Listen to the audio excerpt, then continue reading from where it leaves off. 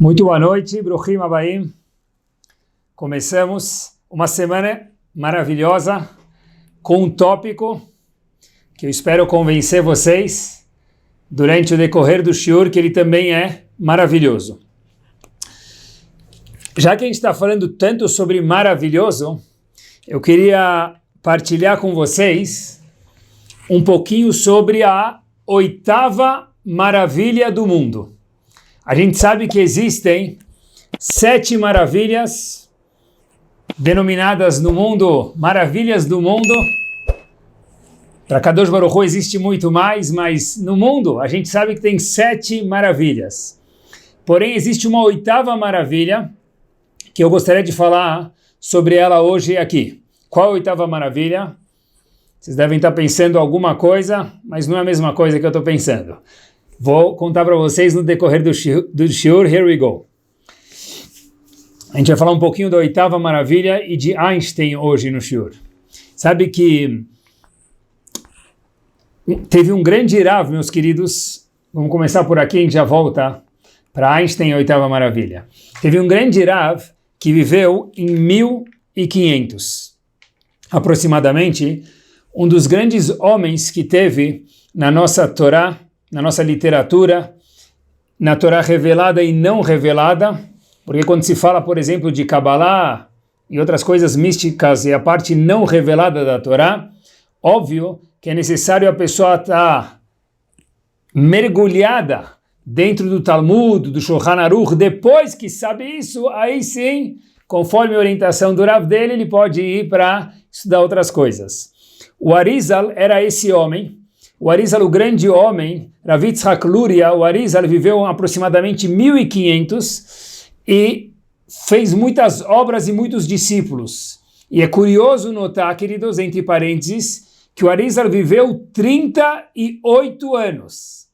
Eu fico pensando comigo mesmo, talvez se a gente vivesse 380 anos, a gente não faria o que o Arizal fez. O Arizal viveu 38 anos. O Arizal teve um dos alunos do Arizal, é chamado Rav Chaim Vital. Estamos falando de pessoas muito especiais, muito qualificadas, não só religiosamente falando, faço questão de falar isso, meus queridos. Por quê?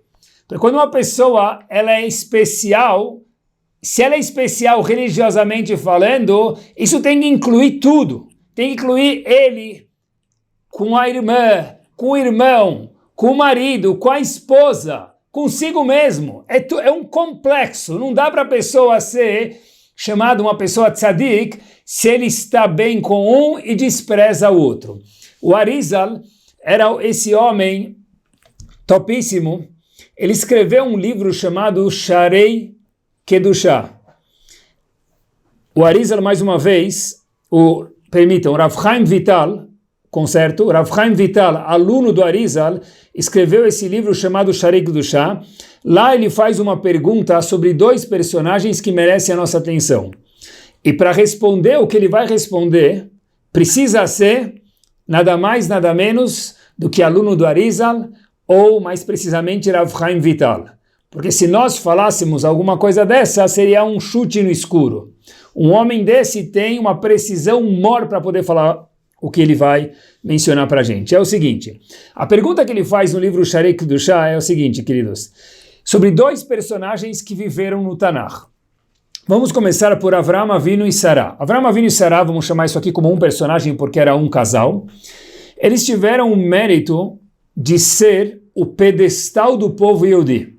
Até hoje, quando se lembra do começo do judaísmo, quando se lembra da pedra fundamental do judaísmo, se fala em Avraham Avinu. E quando se fala em Avraham, óbvio que junto com ele tem Sará, porque sem Sará, Avraham Avinu não era nada. Então, olha que interessante. Perguntou Rav Chaim Vital qual o mérito que Avraham Avinu teve para virar o grande Elokei Avraham. Que a Kadosh Baruch Hu chama Avraham para sempre, e nós chamamos 3 vezes por dia na Midá, pelo menos. A Kadosh Baruch Hu é chamado, olha, eu sou o Deus de Avraham.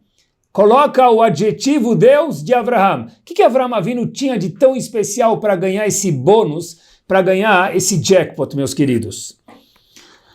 A gente pode até querer dizer, sozinhos aqui, que Avraham Avinu se esforçou muito. O bônus dele era porque ele se esforçou muito. Daí vem o bônus, o prêmio dele. Mas, meus amigos, difícil falar isso, porque só com o esforço do ser humano, e vale a pena notar essa observação aqui, a gente não dá para deslanchar no mundo da Torá, do mundo da Ruhaniut. Precisa ter a ajuda de Akadosh Baruch Hu. Então, o que Avraham Avinu fez para, com o esforço dele, deslanchar e ficar para sempre famoso no mundo inteiro, não só nos Yehudim, como Elohei Avraham, Deus de Avraham Avinu. O que Avraham Avinu teve de tão especial para ganhar Siata de Shmai, ajuda de Akadosh Baruch Hu, para se transformar no grande homem que ele virou? Então, Elcaná, na verdade, teve um filho, e ele foi mais conhecido do que os pais dele, mas Shmuel, na verdade, meus queridos, olhem que interessante, Shmuel, esse grande Shmuel, que Chachamim dizem que Shmuel tinha o mesmo naipe do que Moshe e Aharon. Está escrito Shmuel é Shakul, igual, mesmo nível que Moshe e Aharon. Moshe e Aharon, homens gigantes. Como que os pais de Shmuel tiveram, Elcaná, tiveram o descendente Shmuel Hanavi? O que eles fizeram para ter esse grande homem? Assim pergunta Rav Chaim Vital. Ele conta para a gente um ponto, e é o ponto que a gente vai dedicar nosso shiur de hoje, porque é o seguinte: fiquei pensando comigo mesmo, por isso que me levou a falar sobre essa ideia. A gente tem muitas obrigações no século XXI, muitos deveres como pessoa. Como eu disse, 613 mitzvot não é fácil, mesmo que das 613, muitas não existem hoje em dia, mas tem algumas que já ocupam bastante parte do nosso tempo. E a gente acaba mergulhando em todas essas coisas maravilhosas, e repito, maravilhosas que a gente faz, e a gente acaba esquecendo sem querer o ingrediente master. Qual que é o ingrediente? Eu conto para vocês, e vou começar por aqui. Uma jovem, uma vez, fez a seguinte questão. Estava descrevendo como que era o deserto, como que era a vida dos Yehudim no deserto. Então, todo mundo sabe que eles comiam o man, bebiam do poço de Miriam, porque no deserto não tem lojinha, não tem iFood. Então, como que eles comiam lá?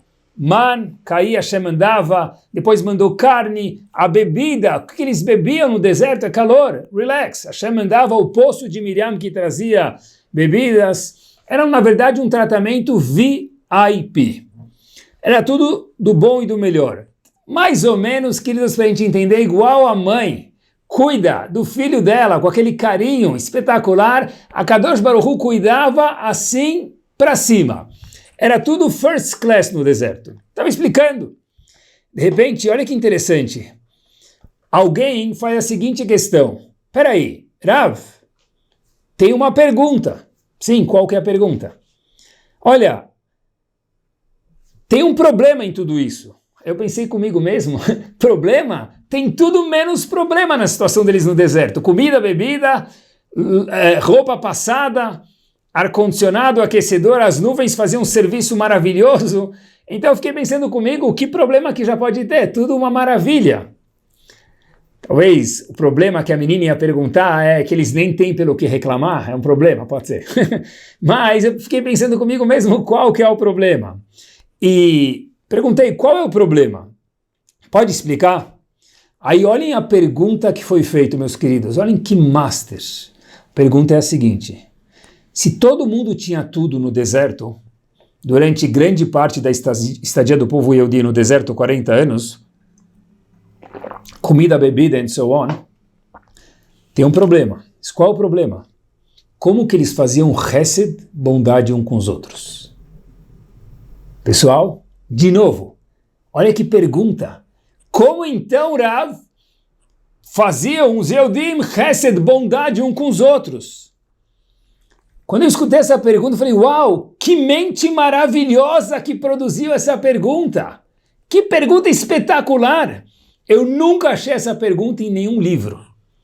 Para fazer uma pergunta dessa e achar um problema, vamos dizer assim, no bom sentido, na situação master que eles estavam no deserto, mas como que eu vou ajudar o outro se o outro já tem tudo?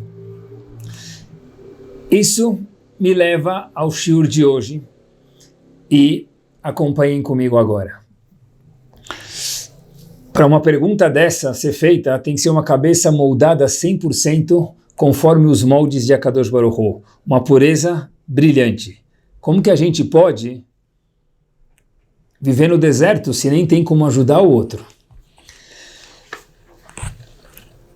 Nas palavras do venerado Rosh Yeshiva de Lakewood, Rav Aaron Kotler Zichron Libracha, é o seguinte: o mundo só existe pelo mérito daqueles. O shur hoje não é sobre Chesed, sobre bondade. É algo além, sem, óbvio, desmerecer Chesed. O mundo só existe, diz Rav Aaron Kotler, no mérito daquelas pessoas que se sentem responsáveis pela comunidade, pelos outros. Rav Aaron Kotler não estava falando, e nós aqui não estamos falando do chefe da comunidade, ou do presidente da federação, ou do presidente da sinagoga. A gente está falando sobre todo o Yehudi, sobre vocês e eu, qualquer Yehudi, homem ou mulher. Todo mundo, diz Rav Aaron Kotler, é isso. O mundo só existe, diz Rav Aaron Kotler, por aquelas pessoas que pensam nos outros. Poxa vida, como faziam bondade então no deserto? Que pergunta maravilhosa. Isso provém de uma necessidade que eu preciso estar em touch com o que acontece em volta de mim. E muitas vezes, com tantas obrigações que a gente tem, como eu rezo com o minyan, como eu cuido da kashrut, como eu cuido de alachot nidá, como eu cuido... Uau, é verdade. E é muito importante tudo isso mencionado. Mas tem um ingrediente que pode passar sem querer despercebido, e hoje a gente quer colocar uma tônica nele. É o seguinte: às vezes a gente acaba se envolvendo com mitzvot pessoais que precisam ser feitos, porque é uma parte das mitzvot, da Torá e do que a Kadosh Baruch Hu espera da gente. Mas tem outra parte, e a comunidade onde nós vivemos. Ninguém vive na ilha. A comunidade onde cada um de nós vivemos. Diz Rav Aaron Kotler, o mundo só existe porque pessoas pensaram e pensam no que vive ao nosso redor. Olhem que interessante. Moshe Rabbeinu foi o maior dos homens, o maior dos líderes que o mundo teve, em todos os sentidos. Quando a Torá fala sobre Moshe Rabbeinu, tem algo que precisa ser notado. Está escrito, a Torá conta que Moshe Rabbeinu era uma criança, ele cresceu, ele se desenvolveu. Tem dois versos muito parecidos, um pertinho do outro. Logo em Sefer Shemot, a Torá conta para a gente o seguinte passuco: Vaigdal Moshe, Moshe Rabbeinu cresceu e foi fazer seus afazeres. O problema é que logo no passuco anterior está escrito Vaigdal Ayeled, esse menino cresceu e se desenvolveu.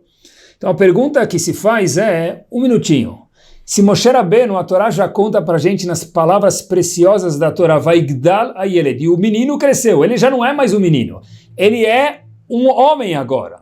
Ele já é uma pessoa pronta para produzir algo que Hashem esperava dele. O passuco seguinte fala para a gente, queridos, Vaigdal Moshe. Moshe Rabbeinu cresceu. Habibi, ele tinha o quê? 25 metros? É isso que a Torá vem contar para a gente? O passuco passado acabou de falar para a gente, Vaigdal Ayeled, e o menino cresceu. Qual é a necessidade e qual a razão para nós, no século 21, o passuco dizer, em Sefer Shemot, no começo, Vaigdal Moshe, e Moshe Rabbeinu cresceu. Já falou isso no passuco passado. Diz Rav Aaron Kotler, muito simples. O primeiro passuco contou para a gente, Vaigdal Ayeled, e o menino cresceu, referindo-se a que ele cresceu como fisicamente. Fisicamente, ele já não era mais uma criança, ele se transformou num adolescente e posteriormente numa pessoa grande. Porém, o passuco seguinte fala para a gente, Vaigdal Moshe, ele já cresceu, não como fisicamente que é importante, ele cresceu agora como ser humano. E da onde a gente sabe isso? Porque, pessoal, acompanhe comigo o fim do passuco. Vaigdal Moshe, segundo o passuco, Moshe Rabbeinu cresceu, Vayetze Elechav, porque ele foi olhar para a comunidade, para os irmãos que moravam do seu lado no Egito. A definição da palavra Gadol, Quando a gente vê um Talmid Chacham, a gente fala, esse é um gadolador, ele é um gigante. A definição da palavra gadol, de acordo com a Torá, aparece aqui. É quando a pessoa olha para os lados. Óbvio que a pessoa precisa colocar tefilin, cuidar das alachot, as mulheres das alachot delas, and so on. Óbvio. Mas junto com isso, é importantíssimo a pessoa não esquecer que o crescimento da pessoa, ele é chamado um gadol, ou ela é chamada uma senhora gdolá, no bom sentido sempre, quando a pessoa está olhando para o lado, exercitando a sua mente, o que eu posso participar na comunidade naquela qual eu moro. Isso que transformou o Moshe Rabbeinu para sempre. Ele foi de Eled para Moshe. O que fez ele virar o Moshe? Quando ele saiu olhar para fora. Até lá, cresceu o menino. Tem muitos meninos que cresceram. Mas tem um só Moshe Rabbeinu. O que ele fez? Ele cresceu. How? Como? Ele foi olhar para fora. E agora voltamos para Rav Chaim Vital, aluno do Arizal. Diz Rav Chaim Vital para a gente o seguinte: qual foi o mérito de Avraham e Sará ou dos pais de Shmuel? Por que Avraham virou esse grande homem? O que ele fez? Por que ele teve o mérito, mais uma vez, de ter Siata de Shmaya, de Akadosh Baruch Hu, ajuda de Hashem? Porque só o esforço dele, com todo apreço ao esforço dele, não é suficiente para ter ajuda, Siata de Shmaya de Hashem. E o que os pais de Shmuel fizeram para ter um filho, um profeta, que está no mesmo nível de Moshe e Aharon? Diz Rav Chaim Vital, e só ele pode falar isso, pessoal, no seu livro Sharik do Shah, o seguinte, eu faço questão de ler para vocês menos de 10 palavras. Mipnei, ele responde aos dois um fato único e ímpar. Mipnei shehaya ole leregel. Por exemplo, quando se trata dos pais de Shmuel, Mipnei shehaya ole leregel. Porque quando ele ia para o Shalosh Regalim, peregrinação, Pesach, Shavuot, Sukkot para Israel, Ma'alele Bnei Adam Arbe, ele procurava outras pessoas que também podiam fazer a mitzvah de Aliyat Laregel, o Mezakeotam. Isso fez no mundo celestial que fizesse cócegas em Akadosh Baruch Hu, e junto com as tefilot dos pais de Shmuel, nasceu quem? Shmuel, que era do mesmo nível de Moshe e Aharon. Por quê? Só alguém que tem o termômetro lá em cima pode contar isso para a gente. Rav Chaim Vital disse, por quê? Porque ele, quando subia para os Hagim, ele não entrava no avião da El Al, procurava passagem mais barata, via comida kasher, se preocupava com tudo Mehadrin, não só para ele. E peraí, e o meu vizinho, será que ele vai? Será que eu posso convencer ele aí? Será que ele precisa de uma ajuda monetária para ir? Whatever, alguma coisa a se preocupar com quem morava ao lado dele. E olhem o que ele fala sobre Avraham Avinu e Sará. Por que eles viraram esse primeiro casal magnífico que virou o pedestal dessa grande nação maravilhosa que somos nós? Diz Rav Chaim Vital, Avraham lo zachá lekol ha'ma'alot. Avraham Avinu só teve o mérito de todos os bônus que ele teve, espiritualmente falando, e tudo, fisicamente, monetariamente, ela mishum, por uma razão, etanefesh asher asu becharan, porque ele se preocupou com trazer pessoas não para a Torá, porque não havia Torá, mas para o conhecimento que existe só um Akadosh Baruch Hu no mundo. Olhem que power! Diz Rav Chaim Vital, e com isso a gente termina o quote dele, Vechol Rashei Adorot, todas as pessoas líderes de todas as gerações, Einam Zochim, Onenashim, só terão o mérito, ou lo além o contrário do mérito, ela al-sibazó, por essa uma razão. Qual? Quanto se preocupou ou deixou de se preocupar com o próximo. Com a comunidade, mais em específico no shiur de hoje. É isso aí. E hoje cada um de nós é um líder. E é com cada um de nós, isso mesmo, você que está escutando, que é um líder em alguma coisa com alguém, a gente não pode fazer todas as nossas obrigações e deixar isso passar de lado. Porque se é um motivo tão grande para Avraham Avinu ter virado Avraham Avinu só por essa razão, diz Rav Chaim Vital. Shmuel só nasceu dos seus pais por esse mega bônus.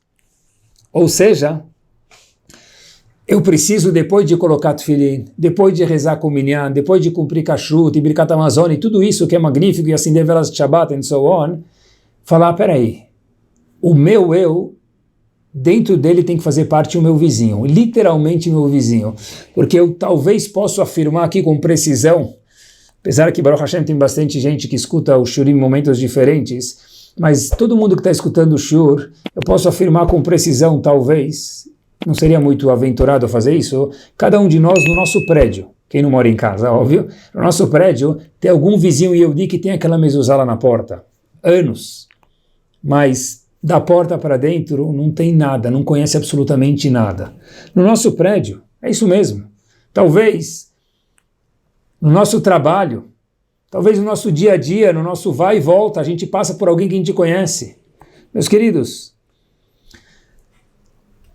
ele espera, e a Kadosh Baruch Hu espera da gente um cutucão, óbvio, gentil, para aquele vizinho, para aquele Yehudi, para aquela Yehudiá que a gente passa no caminho, que a gente vê, e que nós somos, isso mesmo, é isso mesmo, nós, cada um de nós, somos a única referência para ele. Porque a gente fala muito no mundo afora, em convenções americanas, religiosas, sobre assimilação, algo perigoso e de se preocupar com razão. Assimilação em 1900 a 1920, mais ou menos, o índice de assimilação era aproximadamente 2%. Números científicos de pesquisas feitas. Em 1960, esse número cresceu para 5,9%. É bastante, 3 vezes. E cada Yehudi perdido vale bilhões, é palavrão, muito mais do que isso. Então, de 2 para 5,9 são 3 vezes o crescimento. Mas eu não vou ficar fragmentando em dezenas de anos, eu vou pular para 2020. Em 2020, nós estamos com assimilação over 60%. Tem lugares que tem 70%, mas a média no mundo parece que está beirando 60%. Assim dizem as pesquisas. Se for 59% também é muito, e se for 61%, pior ainda. Que mérito que muitos de nós estudamos em escola judaica. E a gente fala, uau, mas todo mundo estuda em escola judaica, Baruch Hashem, porque se a gente estudou, provavelmente nossos amigos também fazem parte daquele grupo da sinagoga, ou da escola judaica, ou de algum outro lugar que a gente faça parte. Mas muitos não fazem, não muitos. A grande maioria dos Yehudim não estuda em escola judaica. A grande maioria dos Yehudim não tem um lugar para vir uma vez por ano sequer em Yom Kippur na sinagoga. Mas como você sabe disso? Simplex. Só somar o número de cadeiras que existe numa sinagoga, somar todas as sinagogas, somar os Yehudim que tem, por exemplo, no Brasil, e a gente vê que o número de cadeiras não perfaz 10% da população judaica do Brasil. É um prêmio poder ir numa sinagoga. É um prêmio poder ter estudado ou estudar numa escola judaica. Dividimos isso com os outros. E quando se fala de escolas judaicas ou entidades judaicas, entre parênteses, eu não posso pular isso. Uau! Quanto aplausos é pouco, merece aquelas pessoas que cuidam dessas entidades. Porque elogios, eu não sei se chega a 1, mas críticas é de monte. Algumas merecidas, outras não faz diferença. Mas aqueles homens e mulheres voluntários que trabalham para essas causas, uau! Se não fosse eles, que são pessoas que pensam na comunidade, que é o shiur de hoje, que seria de nós? Eu não teria estudado nenhuma escola judaica, nenhuma yeshiva, se não fosse alguém fundado a escola, ou fundado a yeshiva, ou fundado a sinagoga, ou o mikve, ou o açougue. Exemplos não faltam. Talvez faltam pessoas, nós, para mudar alguma coisa a mais. Independente se a gente lembra, quem estudou em escola judaica passou por isso, quem era Shmuel, Shaul, Mi Amar El Mi, Miani, confundiu tudo, hoje já talvez não lembra quase que de mais nada, pode ser que não, mas a riqueza de ter estudado numa escola judaica fica para sempre. Alguns conhecimentos nunca se perdem, para poucos, porque a maioria dos Eudim não teve esse bônus, esse mérito, esse privilégio, esse chantilly na sua vida. Já que a gente está falando de escolas e projetos de comunidade e fazer parte disso, uma das formas de fazer parte disso, obviamente, é o que eu gostaria de apontar na citação que vem a seguir, meus queridos. Olhem só que legal. Legal não? Que surpreendente. Nós temos o famoso Pirkei Avot, mas talvez um pouquinho menos famoso do que o Pirkei Avot. Nós temos um outro Pirkei Avot chamado Avot de Rabbi Natan. O Pirkei Avot nosso tem 6 capítulos, Avot de Rabbi Natan tem dezenas de capítulos. No Avot de Rabbi Natan consta uma história muito interessante. História não, um episódio verdadeiro que aconteceu. Havia um Hassid, uma pessoa muito gentil, muito acima da média, vamos chamar no português, junto com o Rabbi Akiva, num barco daquela época, da época de Rabbi Akiva, 2000 anos atrás. Esse Hassid era muito generoso, muito mão aberta, ajudava muito pessoas, instituições, financeiramente falando, e aquela embarcação afundou, caiu. E aquele Hassid era casado.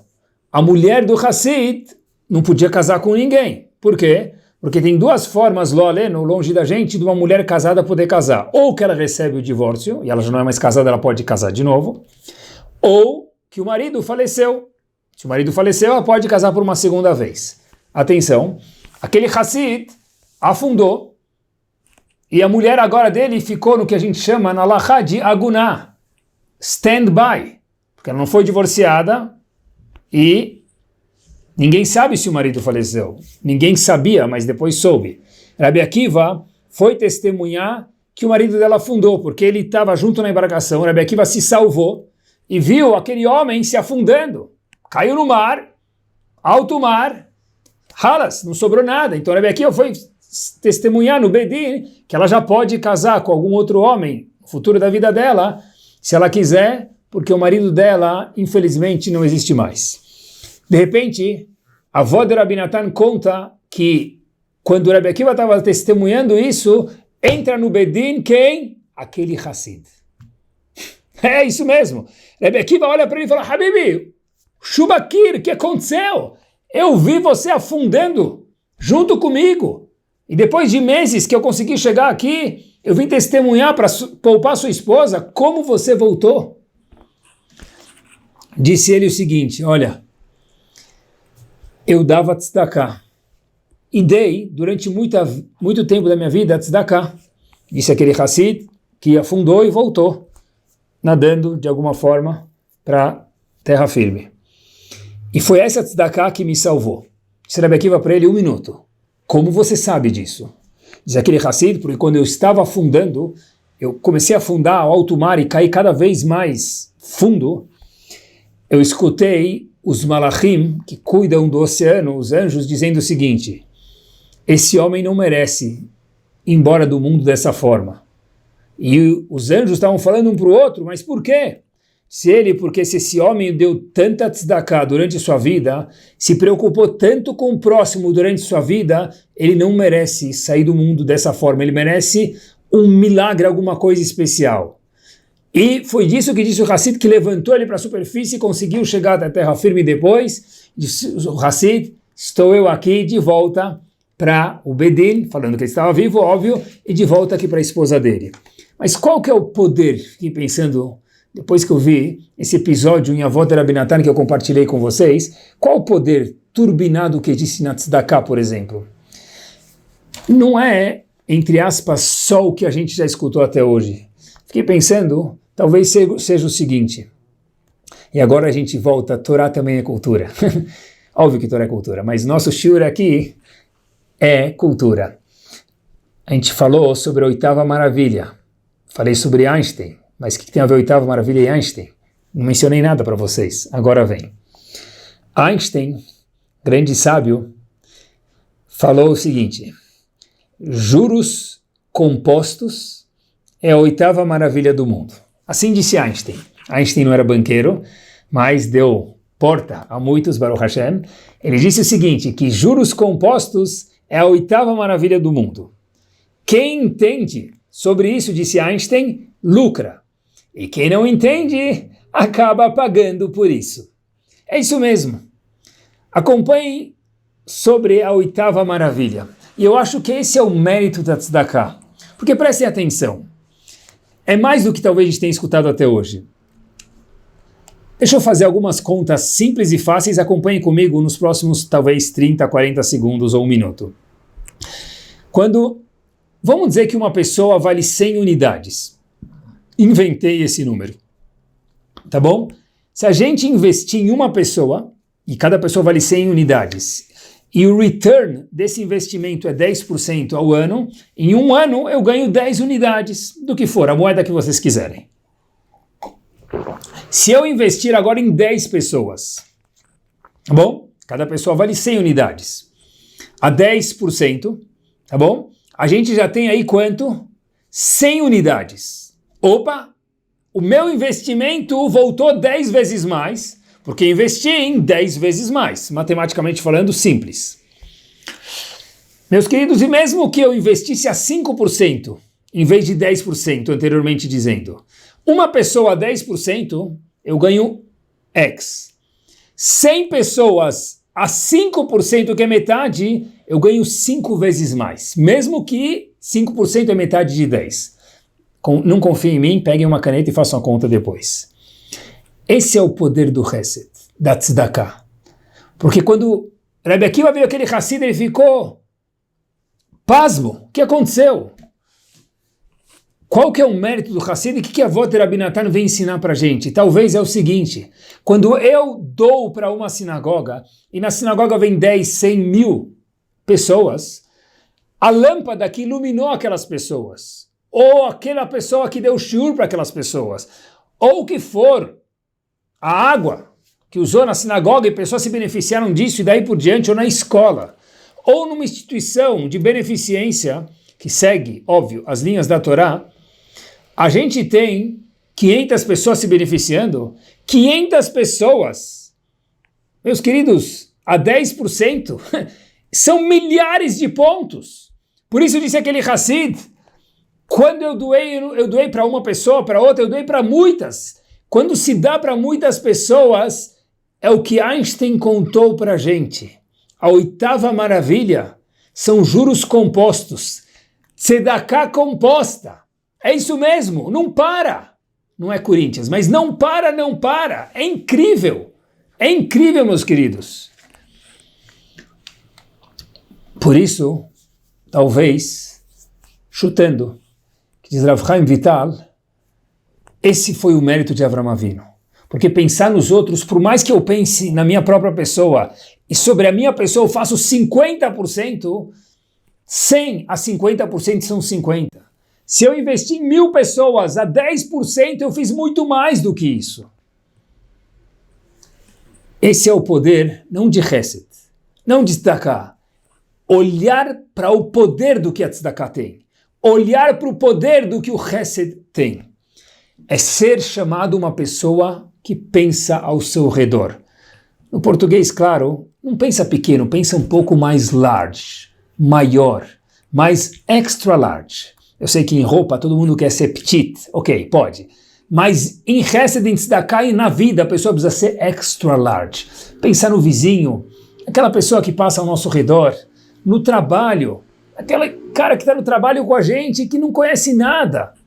Talvez um hello, talvez um malachá, talvez um livro, talvez referir um shiur para ele. Muda. E pode mudar a vida não de um. Porque se mudar de um, muda de 2, de 4, de 8, de 16. Porque aquele um vai ter um filho. Aquela casa vai mudar. Ele tem um vizinho. E é tudo mérito seu. Mas, como toda bônus gigante, tem um pitfall, tem uma armadilha. Eu queria compartilhar com vocês algo que é importante que pessoas intelectuais sábias, vocês todos, entendam. Me permitam. É o seguinte, muitas vezes a gente fala, olha, então se o trabalho é ajudar os outros, que é o que foi o que Einstein ensinou para a gente, que é a oitava maravilha do mundo, então eu vou me preocupar em fazer pelos outros. Ótimo, maravilhoso. Eu acabo possivelmente esquecendo de uma coisa que ela é sim muito importante. É o seguinte: quando uma pessoa é capaz de influenciar o outro melhor, todo mundo tem a capacidade independente do nível, mas quando o meu eu, cada um dos nossos eus aqui, é capaz de influenciar o outro melhor. Quando eu tenho um copo d'água, quem está vendo o vídeo está vendo aqui, e esse copo d'água, ele derrama para fora e rega plantinhas, eu vou regar um número limitado de plantas. Se eu começar a encher o meu copo e transbordar para fora, eu vou poder talvez regar, não um campo, talvez uma cidade, talvez um mundo. Daí vem o poder dos nossos grandes Gdolim, que não impactaram a yeshiva deles, entre aspas, somente. Não impactaram a cidade deles, impactaram o mundo. Porque um copo, quando ele vai virando, ele termina. Um copo, quando se enche, não para de se encher, vira uma fonte, ele transborda. Aqui que isso se refere, e aqui que eu quero me referir, é o seguinte: a pessoa precisa estudar. Eu sentar fazer meu Daf de Gemara, minha Mishnah, minha Alachá. Eu, senhora, sentar estudar Mussar, sentar estudar Lachot Lashon Hara. Cada um que gosta, o que tem a ver com ele, o que se sente bem dentro da Torá Kedoshá. A Torá é vasta. E Hashem aceita pessoas com gostos diferentes, estudar coisas diferentes dentro da Torá Kedoshá. Eu não estou sendo egoísta, porque é esse meu eu plus 2.0 hoje, que ontem era 1.0, está pronto para transbordar mais e influenciar de uma forma mais qualificada pessoas ao meu redor. Então, quando nós vemos Yehudim que estão sentados estudando, isso não é uma contradição ao nosso shiur de hoje. Óbvio que mesmo quem está estudando pode ajudar alguém. Talvez no caso de alguém que estuda numa yeshiva, ajudar alguém dentro da yeshiva para começar. Mas, não quer dizer que estudar é ser egoísta. Porque se eu sou uma pessoa 6 estrelas, eu vou ajudar alguém a impactar ele 6 estrelas. Se eu sou 3 estrelas, também é maravilhoso. Tudo é válido, é o shiur de hoje. Mas eu vou impactar ele somente num ponto, numa vibração 3 estrelas. O Hazon Ish tem algumas cartas, e uma das suas cartas ele diz que uma pessoa que estuda a Torá, Leshem Shamayim, o que quer dizer Leshem Shamayim? Porque Hashem mandou. Essa pessoa está salvando vidas sem perceber, mesmo sem estar em contato com ele. Quando nós vemos pessoas que sentam num coleiro da Torá, essas pessoas salvam vidas. Quando estão em contato, óbvio, é importante, no question, mas só, e a palavra só que a gente repete no shur aqui é feia, o fato de estudar Torá, porque não pode falar só para quando alguma pessoa estuda Torá, mas só para poder exemplificar aqui. Quando a pessoa estuda Torá, ela está impactando, soltando uma energia para o mundo de Kedushá, que faz um Yehudi não se assimilar em Paris, ou em Nova York, ou no Brasil, ou na Argentina, ou em Israel, que também existe. O mérito de alguém que ajuda os outros e pensa nos outros, que é o shiur de hoje, é vibrante, 220 volts. Diz a Mishnah em Pirkei Avot, Kol hamezaket rabim en chet baleado. Toda pessoa que faz algo em prol do outro, seja uma sinagoga, seja um mikve, seja um açougue, seja ajudar os outros fisicamente, seja uma boa palavra, mesmo que ninguém aqui possa ter ou não ter uma instituição. Não é ter uma instituição, cada um tem que se transformar numa instituição. Uma boa palavra para alguém, uma alahá para alguém, um livro para alguém, um sorriso para o outro, é uma instituição pessoal. Cada um tem um CNPJ judaico. Hashem espera de cada um de nós isso. Ele não vai, Hashem não vai deixar ele fazer averot. Por quê? Diz a Gemara, porque se fulano ensinou 10, 20, 100 pessoas ou 1000 pessoas, o que for, e essas pessoas têm mérito de estar no Gan Eden, no mundo vindouro, como pode ser que o professor deles vai estar no lugar desagradável? Por isso, diz a Mishnah em Pirkei Avot, Habibi, você quer um escudo para ser protegido em mitzvot e averot? Ajuda os outros. Porque se seus discípulos estão bem, Hashem vai fazer que nós estejamos bem. Fenomenal. Eu vi uma vez um presidente fora de São Paulo, tá bom? Ele contou para mim, eu sei que ele era líder comunitário, eu perguntei para ele, olha, e agora, o que você está fazendo? Ele falou, olha, Rabino, desde que eu fui eleito, eu só faço uma coisa. Eu falei, mas ele foi eleito faz quantos anos? Ele falou, faz uns 3 anos eu fui eleito. Eu falei, o que você faz na instituição? Eu procuro outro para me repor. Porque eu sei que vai demorar e eu quero ficar aqui uns 10 anos, então eu já estou procurando outra pessoa para poder me repor. É verdade, de instituições grandes, ser presidente não é fácil, mas imaginem só o mérito destes grandes, não, gigantes homens e mulheres que cuidam de cada pedaço, não só que é presidente, cada parafuso que alguém cuida, que alguém é voluntário. Uau, que mérito maravilhoso. Foi isso que disse Rav Chaim Vital, que fez Avraham Avinu virar Avraham Avinu. Cada vez que a gente escutar Avraham Avinu, lembra disso. Foi esse o mérito que deu o impulso para ele dar esse pulo. Eu acho que talvez andar no bairro, quando nós moramos num bairro judaico, eu sei que é muito menos do que 10% da população judaica de Higienópolis, mas cada um no bairro onde ele mora, tem pessoas que moram em lugares diferentes aí, mas andar no bairro sorrindo é pensar no Zechut Rabim, porque quando eles veem um Yehudi, ou uma Yehudiá, Yehudim, que cumprem Torá, sorrindo, isso é um imã, atrai, eu também quero sorrir. Quem não quer ficar feliz? Quantos livros de felicidade que tem no mundo? Então, o que ele faz para ser feliz? Deixa eu olhar, deixa eu aprender um pouquinho, deixa eu fazer dele o meu pequeno mestre. Andar sorrindo, óbvio, a gente tem um mérito, ser um Yehudi, então tem um mérito de sorrir já. Andar sorrindo nos faz ajudar os outros. Falar um Shabbat Shalom para alguém que nunca ouviu falar um Shabbat Shalom, ou mostrar o que é um Shabbat, isso também é Zechut Rabim, transbordar para fora um pouquinho. Obrigação de todo Yehudi. Quando a gente fala Shabbat Shalom, preste atenção que notável. Encontra alguém que nem parece ser Yehudi, chega e fala para ele Shabbat Shalom, ele logo responde Shabbat Shalom, ou ele antecipa o Shabbat Shalom. Já deve ter acontecido com todos vocês isso. Por quê? Porque mesmo o Yehudi, menos praticante, ele tem aquela chama de Yehudi dentro dele. Eu também sou Yehudi, Shabbat Shalom.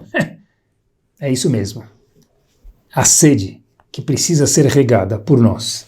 Uma palavra, uma frase, um livro, um shiur, uma mensagem de WhatsApp, alguma coisa de Torá, tão acessível hoje. É isso.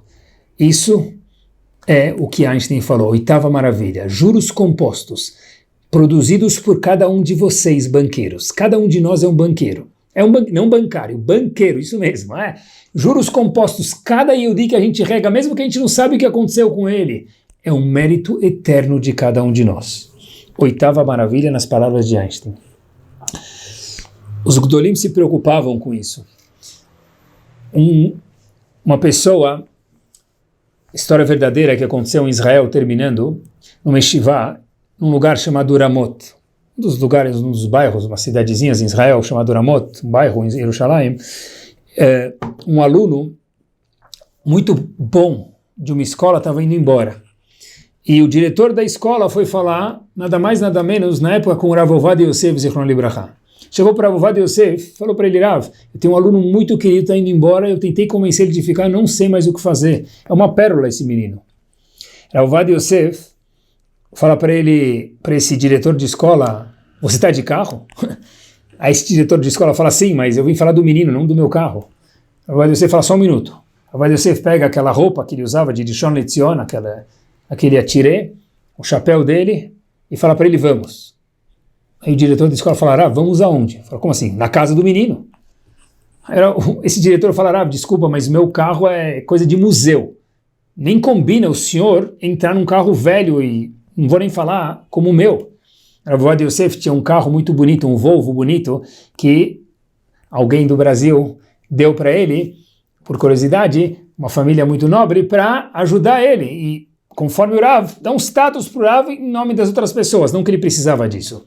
Voltando, o Rav Ovadia Yosef falou, não tem problema, entrou naquele carro velho, fazendo barulhento, e todo mundo, quando passava na rua, olhava aquele grande homem famoso, nas ruas de Jerusalém, naquele carro antigo, e o diretor não sabia se estava orgulhoso ou envergonhado de ter um grande homem como o Rav Ovadia Yosef no carro dele.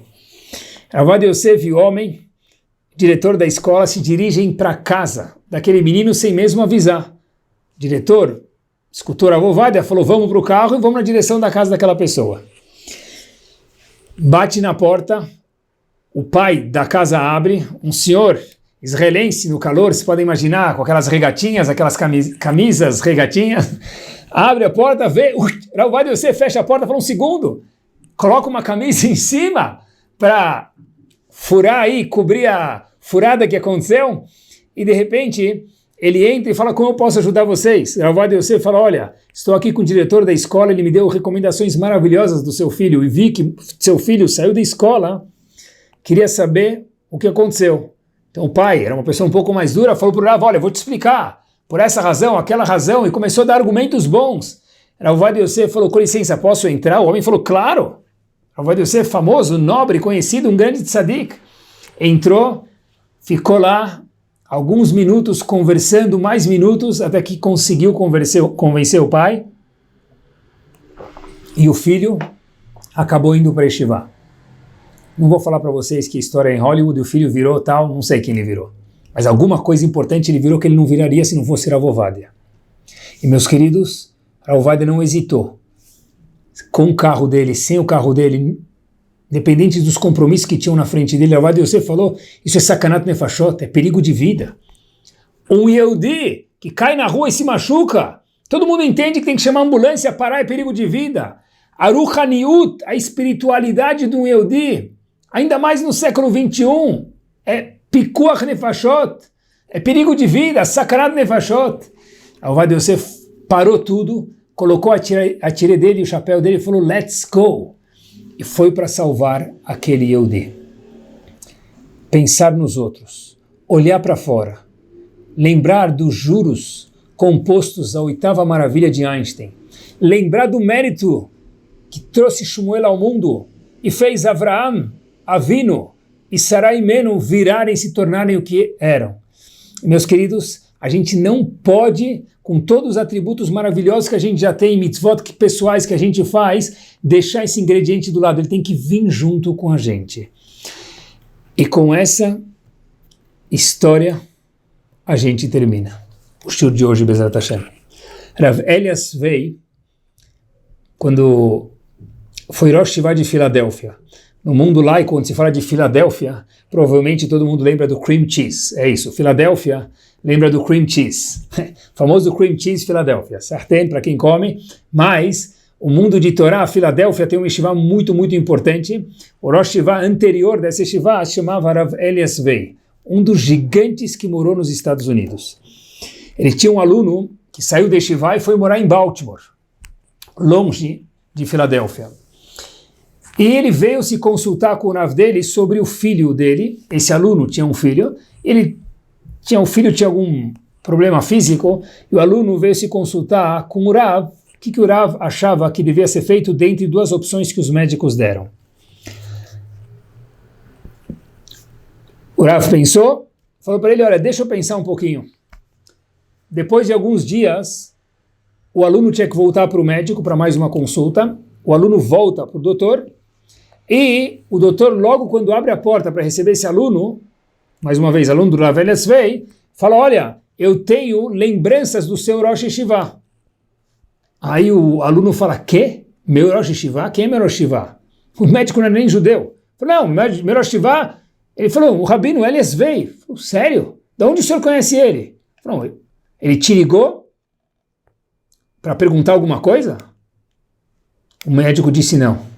Então perguntou ao aluno, como assim? Meu rabino mandou lembranças? E como você sabe disso?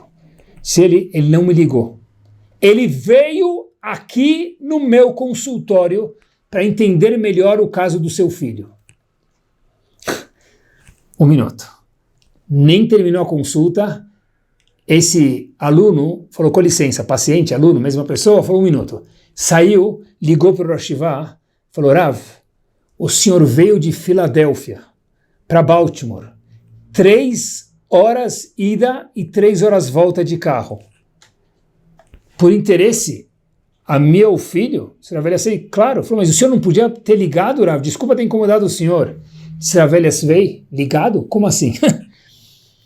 eu entendi que era uma situação delicada e por telefone eu não ia conseguir ver a face, a expressão facial do seu médico e ficaria mais difícil para mim entender as duas opções. Eu achei que seria necessário vir até o consultório, olhar para a face, para a expressão facial, o semblante do seu médico, através de mostrar as duas opções, e agora sim eu posso dar o meu parecer do que eu acho de como deve se proceder, com opção A ou B.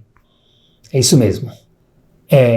Às vezes tem que pegar o carro, mas sempre tem que pensar no que acontece à nossa volta. Que Bezat Hashem, a nossa volta faça parte da nossa vida.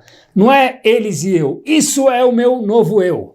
E que Bezat Hashem a gente possa colher muitos juros compostos, como disse Einstein, e fazer parte dessa grande maravilha de propagar o mérito que nós temos, nós aqui, conhecedores da maravilhosa Torá, para Yehudim, que infelizmente até então não tem esse mérito. Talvez vão ter, se você e você conseguirem mudar um pouquinho mais cada um Yehudi.